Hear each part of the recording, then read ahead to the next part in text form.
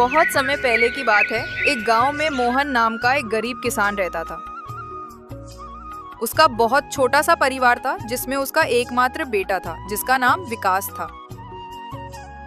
मोहन ने बहुत ही शौक से विकास को उत्सवपुर शहर में पढ़ने के लिए भेजा था। मोहन का बेटा विकास बहुत ही गुणवान और होशियार था।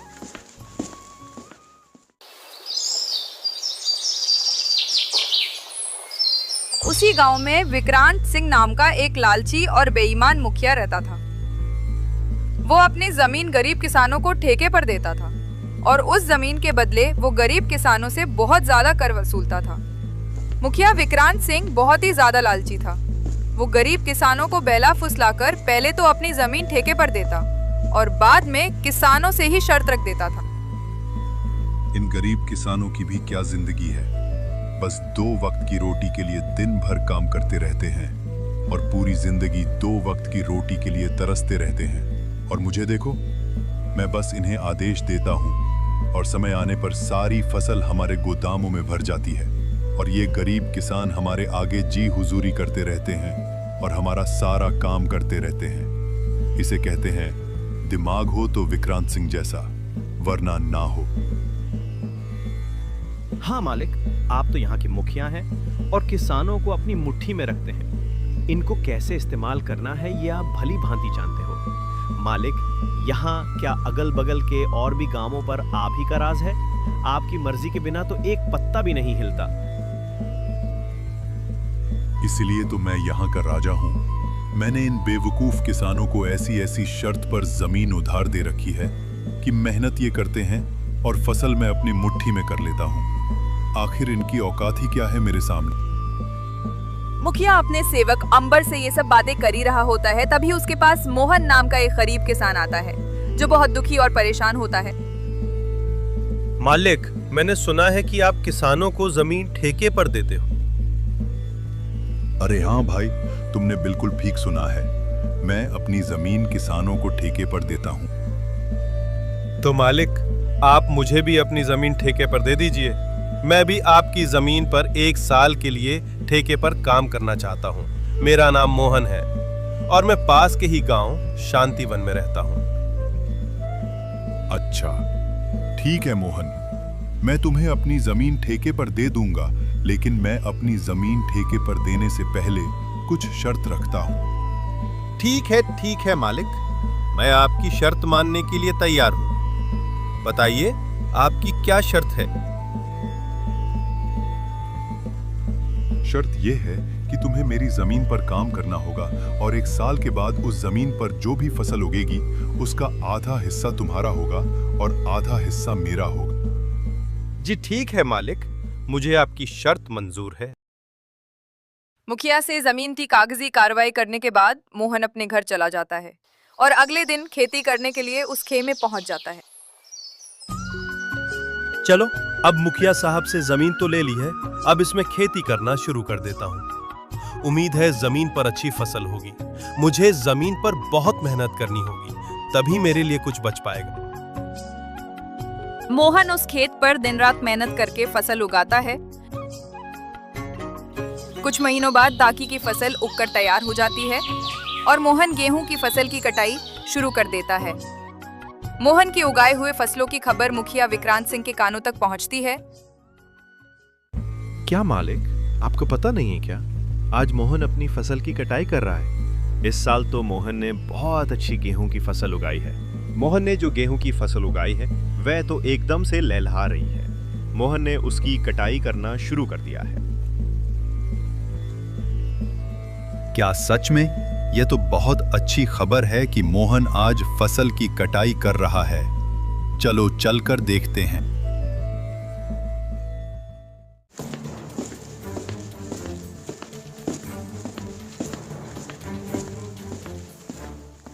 अरे मोहन, तुमने तो फसल तैयार कर दी और इस बार की फसल तो बहुत अच्छी लग रही है देखने में।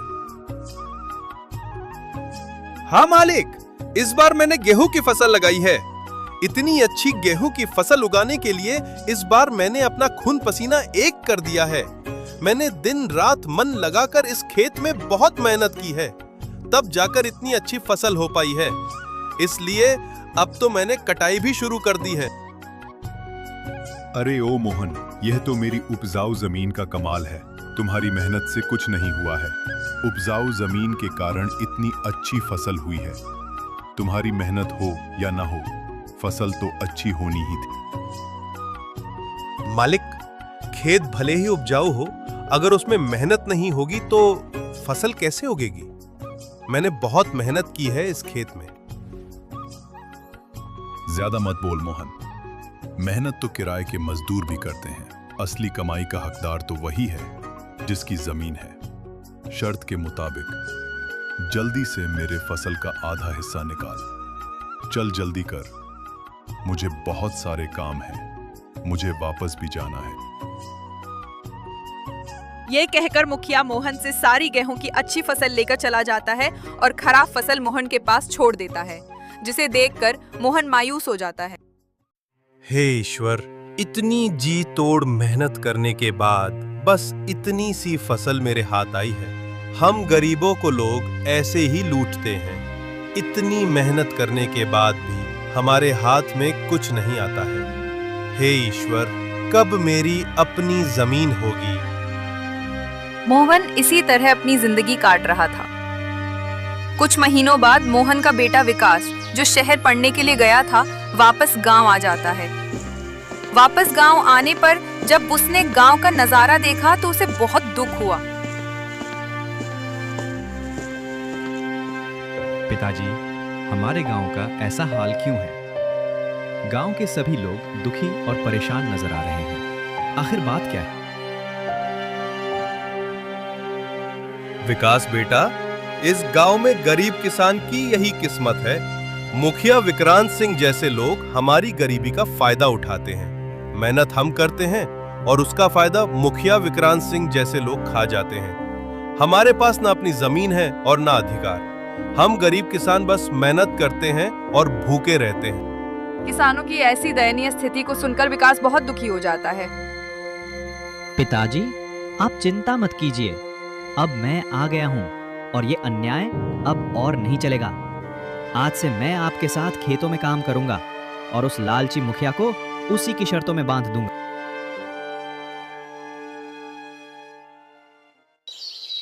अगले ही दिन विकास मुखिया विक्रांत सिंह के यहाँ पहुंच जाता है। अरे विकास, तुम यहाँ? कहो क्या बात है?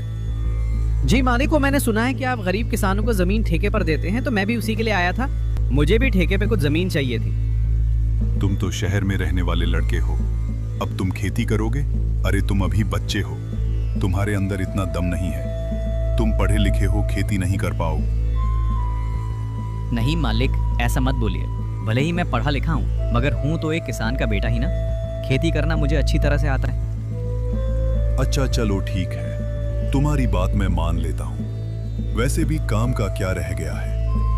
पढ़ लिख कर तो सभी ऐसे ही बेरोजगार घूम रहे हैं। आपका बहुत बहुत धन्यवाद मालिक। अरे धन्यवाद बाद में दे देना, पहले मेरे नियम और शर्तें को सुन लो। आपकी क्या शर्त है मालिक, बताइए।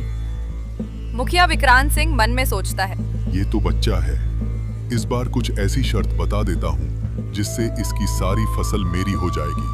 वैसे भी इसके पिता मोहन हर साल गेहूं ही लगाता है, तो ये भी गेहूं ही लगाएगा। अच्छा विकास सुनो, तुम जो भी फसल लगाओगे उसका आधा हिस्सा मैं रखूंगा और आधा हिस्सा तुम रखोगे। लेकिन ऊपर का हिस्सा मैं रखूंगा और नीचे का हिस्सा तुम रखोगे। अगर तुम्हें मेरी ये शर्त मंजूर है तो बोलो। ठीक है मालिक, मुझे आपकी शर्त मंजूर है, ऐसा ही होगा। अगले दिन से विकास अपने पिता के साथ खेतों पर काम करना शुरू कर देता है। विकास ने इस बार धान की बजाय और आलू की फसल लगाई और कुछ महीने बाद फसल तैयार हो गई। आलू की फसल इस बार बहुत अच्छी हुई थी। फसल की खबर मिलते ही मुखिया विक्रांत सिंह विकास के पास आता है।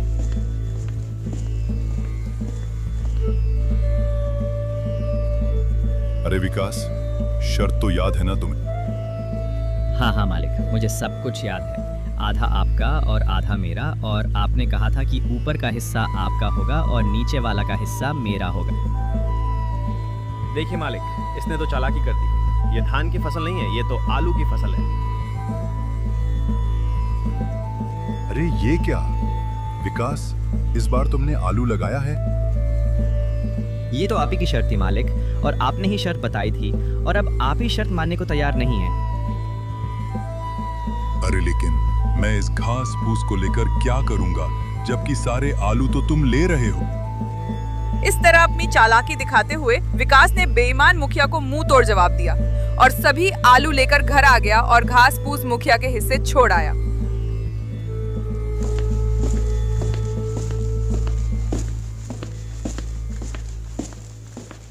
मालिक, पूरे गांव में आज तक किसी ने भी आपसे चालाकी दिखाने की हिम्मत नहीं की, और ये मोहन का बेटा विकास इतनी आसानी से आपको बेवकूफ बना गया।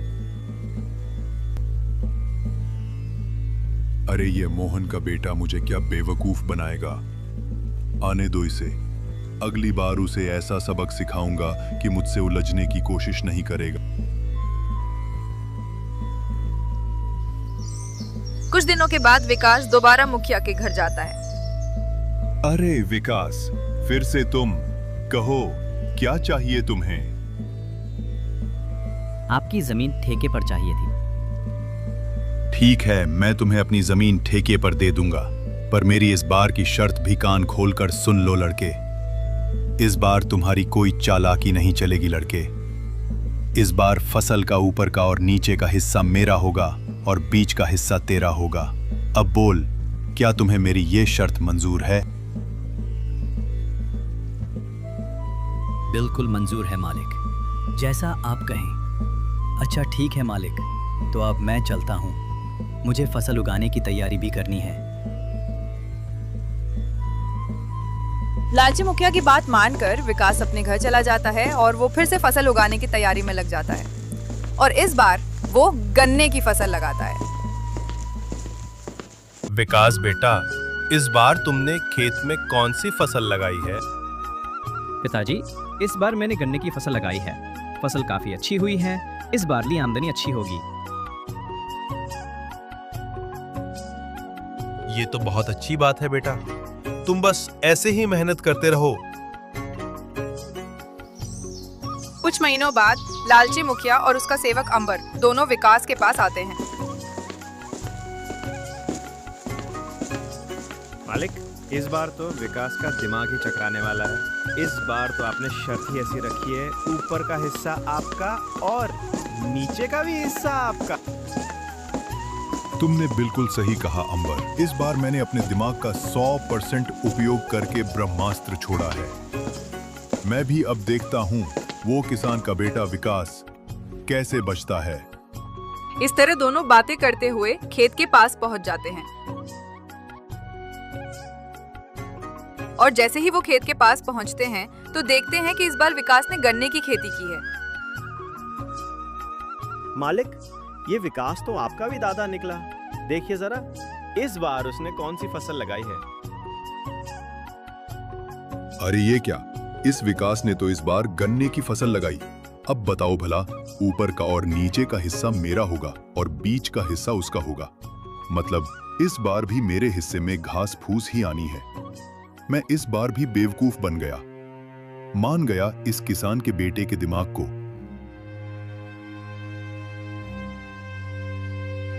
अरे मालिक, आप आइए आइए। कैसे हैं आप दोनों? आपस में क्या कुसूर पुसूर कर रहे हैं? अरे वाह, एक तो चोरी ऊपर से सीना जोरी। तुमने मुझे इस बार भी बेवकूफ बना दिया ना। नहीं मालिक, जरा मुझे भी तो बताएं कि मैंने आपको क्या बेवकूफ बनाया है। मालिक, आप तो गांव वालों को बेवकूफ बनाते हो। देखिए मालिक, इस बार मैंने गन्ने की फसल लगाई है और आपकी शर्त के मुताबिक इस फसल का ऊपर का और नीचे का हिस्सा आपका होगा और बीच का हिस्सा मेरा होगा। अरे ओ किसान के बच्चे, मालिक को ज्यादा होशियारी दिखाने की कोशिश मत करो। बेईमानी और मक्कारी में ये सबके बाप हैं बाप।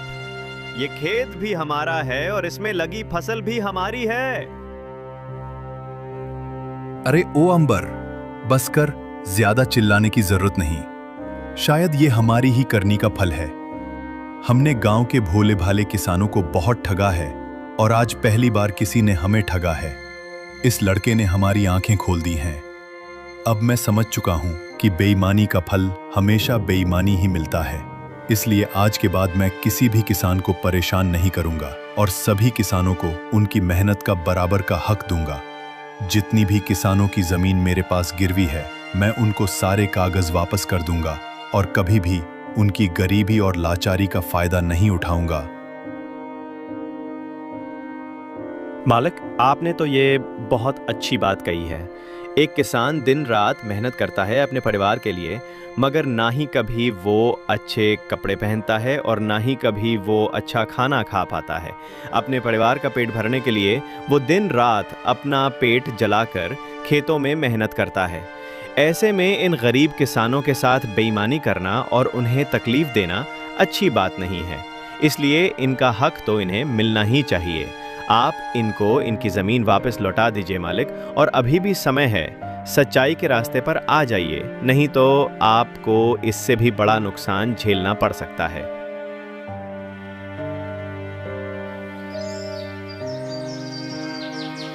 इस तरह विकास अपनी मेहनत और होशियारी से लालची मुखिया को सच्चाई के रास्ते पर वापस ले आता है। मुखिया विक्रांत सिंह ने वहां के किसानों की जमीन और उनका पैसा उनको वापस कर दिया।